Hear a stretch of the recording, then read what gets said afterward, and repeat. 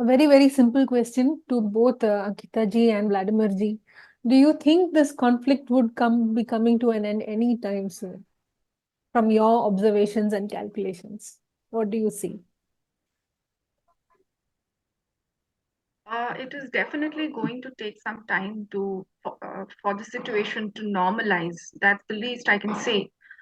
But yes, there have been some positive and welcome developments on the ground, like the decision by the Union Home Minister on the cancellation of the FMR regime, the free movement regime. So initiatives such as these uh, are definitely welcome. And what Vladimir just concluded by saying about the SU agreement, this is something which is very, very extremely important to address by the government at this moment of time. I think Vladimir also will have to can add more on this.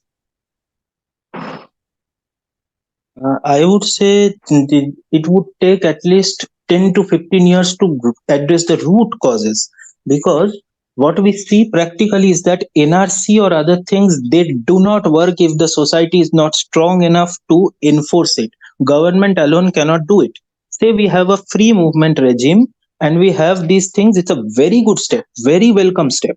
However, even after fencing, if these areas are dominated by the cookies only, they will create a same West Bengal like ecosystem to allow infiltrators to come. So there are two solutions. Either you have a buffer zone of say maybe 20-30 kilometers which cannot be overcome in the dead of the night, one thing, or you can have a second, what to say, native people moving in there or other non-indigenous Bharatiya people settling in there and spread awareness campaigns. A large portion of it has to be creating alternatives to church controlled education and healthcare centers there, which can only be done with long-term investment to address these colonial narratives. As long as this hill valley divide is there, today it is cookies or some, yesterday, tomorrow it will be some other janajati or some other extent, the church will be able to use them for their own purposes. So this hold has to be broken. So this is a long process.